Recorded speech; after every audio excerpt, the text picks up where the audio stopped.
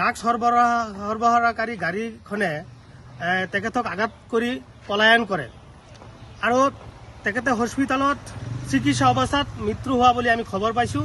অতিকৈ এই ৰাজ্যখনৰ কাৰণে দুখজনক কথা, আৰক্ষী বিভাগৰ কাৰণে এটা দুখজনক কথা।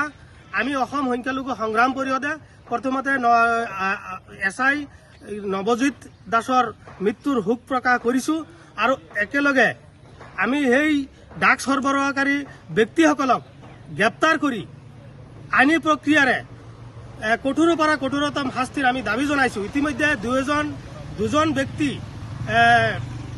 ডাক সৰবৰাহকাৰীৰ লগত জড়িত দুজন ব্যক্তি আৰক্ষীয়ে আটক কৰিছে বুলি আমি গম পাইছোঁ আৰু এই দুজন ব্যক্তি আমি শুনা মতে জুৰিয়া থানাৰ এলেকাত। গতিকে আমি সংখ্যালঘু সংগ্ৰাম পৰিষদে আজি জুৰিয়া আৰক্ষী থানাৰ জৰিয়তে আমি নগাঁও আৰক্ষী অধীক্ষক লৈ এক স্মাৰক পত্ৰ আমি প্ৰেৰণ কৰিছোঁ আৰু 12 ঘণ্টা আমি সময়সীমা বান্ধি দিছোঁ। SI নৱজিৎ দাসৰ মৃত্যুৰ তদন্ত কৰিবলৈ আমি 12 ঘণ্টা সময় দিছোঁ অসম আৰক্ষীক। আৰু এই যিসকল ড্ৰাগছ ব্যৱসায়ৰ লগত জড়িত হৈ বিভিন্ন আৰক্ষী বিষয়াই বিভিন্ন সময়ত মৃত্যুত আঁকোৱালি লৈছিলে, বিভিন্ন সাধাৰণ মানুহ প্ৰতিবাদ কৰা সকলেও মৃত্যুত সাৱটি লগা হৈছিলে। আমাৰ বিশেষকৈ নগাঁও জিলাৰ এই জুৰিয়া এলেকাত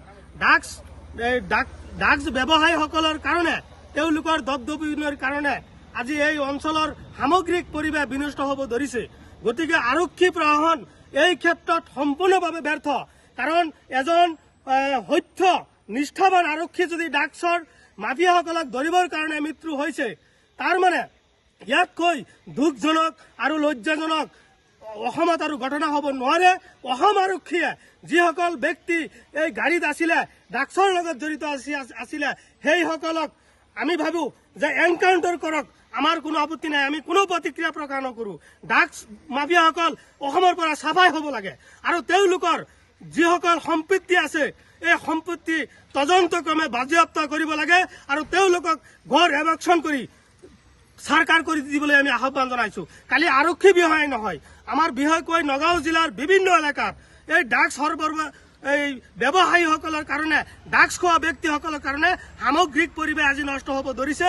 আমি বিভিন্ন সময়ত বিভিন্ন সচেতন ব্যক্তিসকলে, বিভিন্ন জাতীয় দল সংগঠনে আমি আৰক্ষী প্ৰশাসনলৈ আমি স্মাৰক পত্ৰ প্ৰদান কৰি আহিছোঁ, বিভিন্ন সময়ত আমি প্ৰতিবাদ সাব্যস্ত কৰি আহিছোঁ। কিন্তু সমাজত আজি ড্ৰাগছৰ যিসকল গাঁঠি যিমান নিৰ্মল হ'ব লাগিছিল তাতকৈ অধিক বৃদ্ধি পাব ধৰিছে। একমাত্ৰ আৰক্ষীৰ দুৰ্বলতাৰ কাৰণে, আৰক্ষীৰ স্থিতি স্পষ্ট নোহোৱাৰ কাৰণে। গতিকে আৰক্ষী প্ৰশাসনক আমি দাবী উত্থাপন কৰিছোঁ।